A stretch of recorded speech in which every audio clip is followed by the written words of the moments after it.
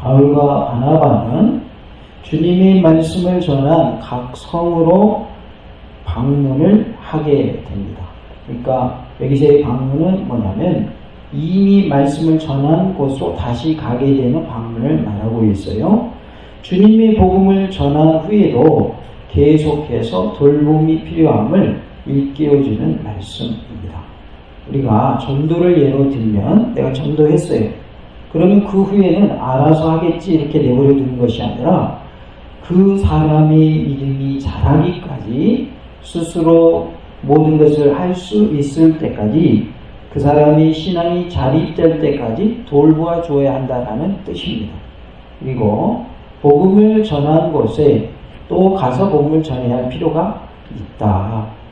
왜냐하면 복음이 잘 전해지고 있고 그대로 잘 행해지고 있는지 살펴봐야 한다는 것이죠. 그리고 잘하고 있는 것은 칭찬해주고 잘못되고 있는 부분이 있다면 어떻게 해줘야 될까요? 바로 잡아줘야 되겠죠. 그래서 그러한 의미에서 바울과 바나바는 복음을 전했던 지역으로 다시 가게 되는 것이죠.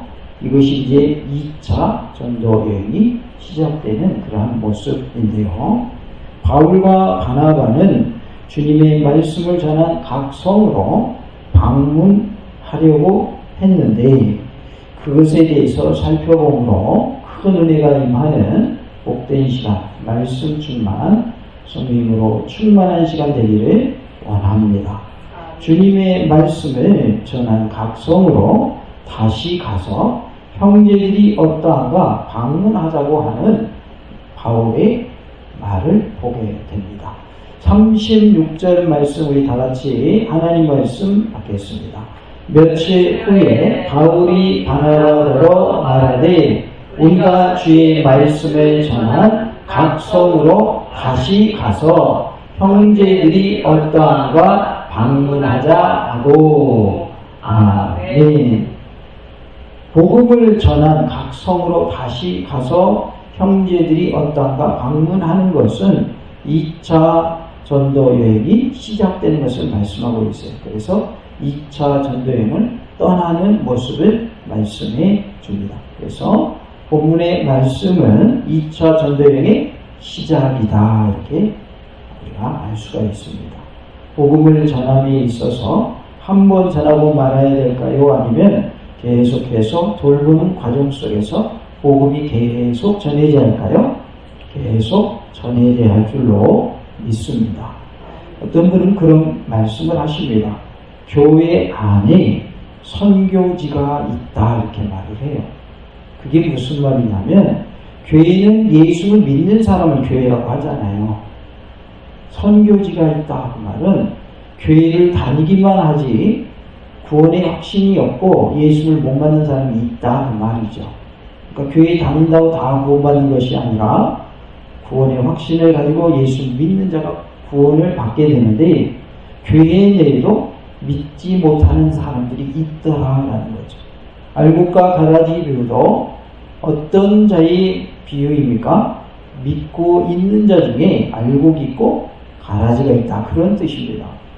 그렇기 때문에 교회 안에 선교지가 있다라는 말은 곧 교회 다니는 사람 중에도 복음을 듣고 변화되어야 할 사람들이 있다라는 뜻입니다. 우리는 선교지가 되지 말고 선교사가 되기를 원합니다.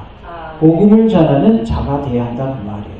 그래서 교회 안에도 아직 예수를 영접하지 못했고 아직 예수를 인격적으로 만나지 못한 자가 있다면 그에게 복음을 제대로 제시해서 복음을 받아들이고 예수를 영접하고 구원을 얻을 수 있도록 우리가 그 일에 쓰임받기를 원합니다. 같이 해봅시다. 선교지가 되지 말고 선교사가 됩시다.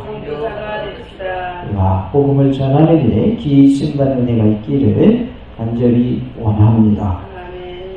36절에 며칠 후에라고 말씀을 합니다. 여기서 언급된 며칠 후는 유다와 실라가 떠난 이후의 날수를 가리키는 것으로 보이며 그리 오랜 시간이 경과된 날은 아닌 것으로 짐작되어집니다. 36절에 바울이 바나바더로 말하되 우리가 주의 말씀을 전한 각 성으로 다시 가서 형제들이 어떠한가 방문하자 하고 라고 말씀을 합니다. 제2차 전도 여행에 대해서 바울이 바나바에게 제안하고 있는 점이 독특한 점이다 라고 할 수 있겠습니다. 1차 전도여행 당시에는 성령님의 지시에 따라서 안디옥 교사들이 안수하여서 전도자들을 파송을 했습니다. 사도행전 13장 1절부터 3절에 그 사실을 증거하고 있습니다. 본문에서는 바울 자신이 직접 계획하고 있는 것을 보게 됩니다. 바울은 예루살렘 회의의 결정과 안디옥 교회의 빠른 성장에 고무되어서 새로운 전도여행의 사명을 느끼게 된 것으로 보여집니다. 예루살렘 회의에서 결정을 하게 됐죠. 무엇을 받으라고 유대주의 기독교인들이 말을 했어요? 할례를 받으라. 이방인들도 할례 받아야 된다 이렇게 주장을 한 거죠. 할례 받아야 구원이 있다. 그것에 대해서 이제 논란이 생기니까 예루살렘에서 지도자들이 모여가지고 회의를 한 결과 결론은 뭐예요? 구원은 할례로 받는 것이 아니라 예수를 믿는 믿음으로 받는 것이다. 우리의 행위나 어떠한 의식이나 공로를 자랑해서는 안 된다. 그것으로 구원받을 수 있는 것이 아니다. 그래서 이방인에게 할례를 받으라고 하지 않아야 한다. 왜? 할례가 구원의 조건이 아니기 때문에. 그래서 성경은 뭐라고 말합니까? 마음에 할례를 받아야 한다. 이렇게 말씀하죠. 그러니까 예루살렘 교회가 이제 결정을 하게 되는데, 예루살렘 회의를 하면서 결정을 하게 되는데, 이방인에게도 복음이 전해져야 하고, 이방인들뿐만 아니라 유대인들도 어느 누구도 행위로 구원받는 것이 아니라 믿음으로 구원받는 것이다. 그래서 진정한 할례파는 무엇인가 그것에 대해서 우리가 또 말씀을 나눈 바가 있죠. 그렇기 때문에 우리는 하나님의 말씀을 알고 믿어야 하고 또 우리가 흔들림이 없어야 합니다. 말씀을 알아야 바로 믿겠죠. 또 바로 믿고 있는 가운데도 엉뚱한 말을 하는 사람들이 나타날 수 있죠. 이강과 같은 그러한 사람들이 말을 할 때에도 우리는 흔들리지 않아야 된다는 거예요. 이제 막 예수를 믿기 시작한 이방인 기독교인들에게 유대인 중에서 예수를 믿는 유대주의자들이 나타나가지고 너희들 할례 받아야 돼. 우린 할례 받았거든. 너희 할례 안 받으면 구원 없어. 이렇게 말하니까 이제 막 예수님 믿기 시작한 이들은 뭐가 뭔지 제대로 알아요, 몰라요? 모르죠. 그러니까 우리가 복음을 전해 드릴 때에는 원래 처음엔 그런 말 없었는데 복음이 바뀌었나? 이렇게 된다는 거예요. 그러니까 그러한 것에 대해서 바로 잡아주어야 한다는 거예요. 그래서 복음을 전한 후에도 계속해서 돌봄이 필요하다고 말이에요. 말씀을 통해서 계속 양육이 되어져야 한다. 아는 말씀일지라도 엉뚱한 내용이 들어올 때에는 그것을 걸러낼 수 있는 것이 되어야 되는데 그것은 스스로는 잘 돼야 한대요. 잘 안 된다. 왜냐하면 뭐가 뭔지 아직 분별할 수 없는 상황이기 때문에. 그래서 먼저 믿은 자들과 또 진리의 굳게 선 자들이 그것에 대해서 바로 잡아줄 필요가 있는 것이죠. 이제 2차 전도 여행을 하게 되는데 교사들이 안수하여 파송했지만 이제는 바울이 2차 전도 여행을 계획하고 있는 모습을 보게 됩니다. 안디옥 교회가 겪었던 혼란을 미연에 방지하기 위해서 이전에 전도했던 지역을 찾아가서 예루살렘 총회의 의결사항을 전달하고자 했을 것으로 보여집니다. 안디옥 교회에서는 여러 가지 혼란이 있었잖아요. 그렇기 때문에 그러한 혼란을 미연에 방지하기에 그들이 전도했던 지역에 다시 가서 그 내용을 전달하고자 하는 그런 내용도 있었을 것이다. 이렇게 우리가 추측할 수 있겠습니다. 37절에 바나바는 마가라는 요한도 데리고 가고자 하나 그랬어요. 바나바는 마가라는 요한을 데리고 가기를 원합니다. 바울의 제안을 받은 바나바는 전적으로 찬성한 것으로 볼 수 있습니다. 그런데 바나바는 요한을 동행시키고자 하는 그러한 내용을 바울에게 제안을 하고 있어요. 바울, 마가라는 요한도 우리 데려갑시다. 이렇게 나온 것이죠. 요한은 사도행전 12장 12절에서 언급된 인물과 동일 인물로 추정이 되어집니다. 사도행전 12장 12절에 깨닫고 마가라는 요한의 어머니 마리아의 집에 가니 여러 사람이 거기에 모여 기도하고 있더라 라고 말씀하고 있어요. 그래서 거기에서 사도행전 12장 12절에 마가라는 요한이 등장을 하고요. 마가는 로마식 이름이고 요한은 유대식 이름인 것을 알 수가 있습니다. 또한 마가는 바나바의 생질로 알려져 있어요. 골로새 4장 10절에 나와 함께 갇힌 아리스다고와 바나바의 생질 마가와 이 마가에 대하여 너희가 명을 받았으니 그가 이르거든 영접하라 라고 말씀합니다. 그래서 바나바의 생질이 마가라 이렇게 표현을 하고 있습니다. 또한 마가는 1차 전도 여행 때에 밤빌리아에 있는 버가까지 동행했다가 예루살렘으로 돌아간 사실이 있습니다. 사도행전 13장 13절에 바울과 및 동행하는 사람들이 바보에서 배 타고 밤빌리아에 있는 버가에 이르니 요한은 그들에게서 떠나 예루살렘으로 돌아가고 라고 말씀을 하지요. 그러나 요한이 예루살렘에서 안디옥까지 왔는지 아니면 바나바가 그를 데리러 예루살렘으로 간 것인지는 분명하지 않습니다. 실라와 마가가 동일하게 예루살렘에 있었다는 사실로 보아서 바나바와 바울이 예루살렘으로 갔을 가능성이 더 크다 하겠습니다. 지금 바나바는 누구를 데리고 가기를 원하는 거예요? 마가라는 요한을 데리고 가기를 원합니다. 그런데 바울은 어떠했을까요? 38절에 바울은 밤빌리아에서 자기들을 떠나 함께 일하러 가지 아니한 자를 데리고 가는 것이 뭐하지 않다 했다고 그랬어요? 옳지 않다 하여 우리가 함께 일할 때 마가라는 요한은 함께 하지 않았다. 그러니 이번에 데려가는 것은 옳지 않다 이렇게 여긴 것이죠. 바나바의 제안을 거부하는 바울의 이유는 1차 전도여행 당시 요한이 중도에서 포기했기 때문인 것으로 우리가 보게 됩니다. 아마도 바울은 요한에게 선교에 대한 소명의식이 부족하고 용기가 없음을 사도행전 13장 13절의 사건을 통해서 인식했을 것 같습니다. 그래서 바울은 전도여행에 마가 요한이 도움이 된다라고 생각했을까요? 별 도움이 되지 않는다라고 판단을 했을까요? 별 도움이 되지 않을 것이라고 판단을 했을 것으로 보여집니다.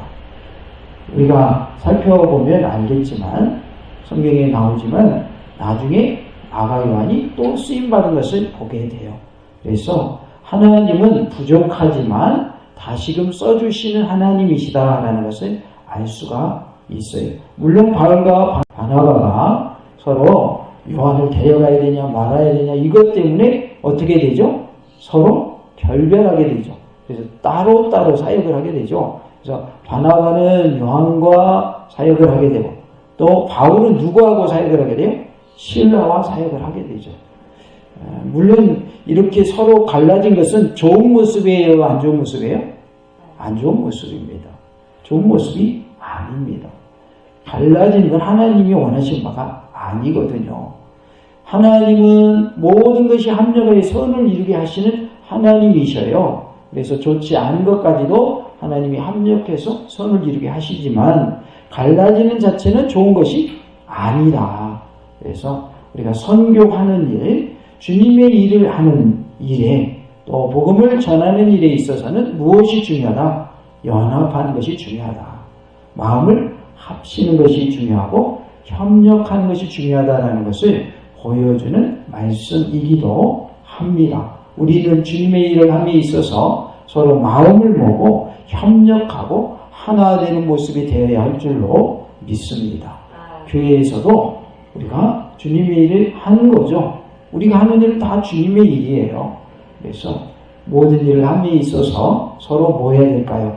협력해야 할 줄로 믿습니다. 바울과 바나바가 마가 요한의 일로 인해서 서로 흩어지게 되지만 그것을 통해서도 하나님은 일하시는 것을 보게 됩니다. 그러나 흩어지는 자체가 좋은 모습은 아니더라라는 거죠. 어쩌면 우리 인간의 연약함을 보여주는 그러한 내용이기도 합니다. 바울과 바나바가 서로 다투었을 때 바울이 더 화냈을 것 같아요? 바나바가 더 화냈을 것 같아요? 누가 더 화냈을 것 같아요? 바울이 더 화난 것으로 우리가 이렇게 받아들여지죠. 그럼에도 불구하고 그러한 아주 다혈질적이고 성격이 급한 듯한 그 바울을 하나님은 뭐 하시던가요? 쓰셨다는 거죠. 그러니까 하나님이 쓰시는 데에는 하나님의 주권이기 때문에 부족하지만 쓰시는 것을 알 수가 있어요. 목사님들도 보면 모든 부분에 있어서 팔방미님 그런 분들도 있지만 대부분의 목사님들은 어느 한 분야에 특화되어 있어요. 다른 분야에 대해서는 좀 그 영향이 되지를 않는 경우가 대부분이에요. 그렇기 때문에 다 잘한다고 하는 것은 불가능한 겁니다. 그래서 어떤 부분이 연약할지라도 하나님이 잘하는 그 한 가지를 보시고 쓰시더라 그 말이에요. 예를 들어서 한 목사님은 선교하는 일에 집중하는 목사님이 있어요. 그러면 그 선교하는 일 때문에 하나님이 그 목사님을 쓰시더라고요. 어떤 분은 교육에 특화된 분이 있어요. 그래서 교육하는 일, 말씀으로 양육하고 또 교회 학교를 살리고 장년, 노년을 살리는 그런 교육하는 일에 특화된 분이 있어요. 그러한 분들을 또 하나님이 쓰시더라고요. 그러니까 하나님은 완벽하기 때문에 쓰시는 것이 아니라 내가 부족하지만 나의 부족함을 깨닫고 하나님께 도움을 청하고 하나님을 의지하면서 나아가는 자를 쓰시더라라는 거예요. 같이 봅시다. 부족할지라도 하나님을 의지하고 하나님의 능력을 구하면 하나님께서 나를 써주십니다. 우리가 부족하다고 하나님이 쓰시지 않은 것이 아니라 부족할지라도 하나님의 능력을 구하고 하나님의 도우심을 구하는 자를 하나님이 쓰시더라 그 말이에요. 쓰시더라. 직분은 하나님이 주신 거예요? 사람이 주는 거예요? 하나님이 주시는 겁니다. 그렇기 때문에 우리는 하나님이 주시는 직분을 어떠한 일이 있어도 잘 감당해야 합니다. 여기서의 어떠한 일이라는 말은 무슨 뜻이냐? 평안할 때, 좋은 일이 있을 때만 감당하는 직분이 아니라 평안하지 않을 때도 감당해야 되고 좋지 않은 일이 생겨도 감당해야 된다는 의미인 거예요. 왜? 하나님이 주신 직분이기 때문에 그런 거예요. 예를 들어서 목회하는 목사님이 목회가 잘 안 되는 거예요. 수십 년 목회하고 있는데 성도가 한 명도 없는 거예요. 그러면 뭐 하기 쉬워요? 포기하기 쉽죠. 사명을 받지 않았다면 그 일을 하겠어요? 안 하겠어요? 안 하죠. 사명을 받았기 때문에 한 명도 없는 성도지만 때로는 몇 명 왔다가 또 가고 또 한 명도 없을지라도 그 일을 묵묵히 계속할 수 있는 이유는 하나님의 사명이라고 여기기 때문에 그 일을 하는 거예요. 하나님이 주신 직분이기 때문에 감당하는 것이다 그 말이에요. 사람이 세운 목사의 직분이라면 안 되니까 접어야 맞겠죠. 그렇지 않나요? 그러나 하나님이 직분을 세워주신 것은 기름 부어 세워주신 데에는 이유가 있다는 말이죠. 한 영혼이라도 구원하라고 그 직분을 주셨다는 것이죠. 수천 명 전도하여 구원받게 하는 것도 중요하지만 소수일지라도 그 소수 100%를 구원받게 하는 일도 귀한 일인 줄로 믿습니다. 그래서 우리는 하나님의 일은 숫자로 판단하면 안 되는 거예요. 어떠한 모습으로 어떠한 자세로 그걸 감당하느냐가 더 중요한 것이지 몇 명 모이는 교회에 담임했느냐 그게 중요한 게 아니다 그 말이에요. 물론 많은 성도들을 천국으로 인도하는 건 중요한 일이에요. 그것이 나쁘다 잘못됐다 그런 뜻 아닙니다. 그러나 단순히 숫자에만 치우쳐가지고 수만 명 목회하는 목사님은 훌륭하고 10명, 20명, 30명 목회하는 목사님은 훌륭하지 않다. 숫자로만 판단하는 것은 옳다, 옳지 않다. 옳지 않다 그 말이에요. 옳지 않다. 그래서 우리가 어떤 모습으로 하나님을 섬기느냐가 참으로 중요하다라는 거예요. 내게 주신 직분을 귀하게 여기시기 바랍니다. 나를 장로님으로, 권사님으로, 안수집사님으로, 집사님으로 세워주셨단 말이에요. 찬양대원으로, 구역장으로, 권찰로 세워주셨단 말이에요. 그 직분을 내가 하고 싶어서 한 부분보다는 하나님이 하라고 시키신 거예요. 그렇기 때문에 내게 주신 직분을 하나님이 주신 것으로 알고 잘 감당하는 그런 모습이 되어야 할 줄로 믿습니다. 기분 좋으면 하고 기분 나쁘면 안 하고 가버리고 그건 아닌 거죠. 그건 아닌 거죠. 기분 나빠도 그 자리를 지켜야 되는 거예요. 쉽게 얘기하면 그런 거예요. 기분 나쁘니까 오늘 나 찬양대 안 서. 그건 잘못된 거예요. 하나님 제가 지금 기분이 상했는데요. 제 마음을 누그러뜨려 주시고요. 제 상한 마음을 위로해 주세요. 예배 드릴 수 있도록 도와주세요. 기도하고 예배 참여해야 맞는 것이지. 오늘은 기분 나빠서 찬양인데 안 설래요. 이건 아니다 그 말이죠. 그런 분이 없지만 예를 들면 그런 거예요. 하나님이 주신 직분은 누가 주신 것이라? 하나님이 주신 것이다. 그러기에 하나님이 주신 직분을 귀하게 여기고 끝까지 그 사명을 잘 감당하는 우리 모든 성도님들이 되실 수 있기를 간절히 원합니다. 39절에 서로 심히 다투어 피차 갈라섰다라고 말씀을 하고 있어요. 바울을 위해 헌신적으로 애썼던 바나바의 관대함에도 불구하고 바울과 바나바는 동행자 문제로 언쟁 끝에 헤어지게 되는 그런 모습을 보게 됩니다. 이 다툼은 감정적인 요소가 크게 작용했을 것으로 보여집니다. 그래서 우리가 주님의 일을 행함에 있어서 감정으로 우리가 일을 처리하는 그런 모습이 돼서는 안 될 줄로 믿습니다.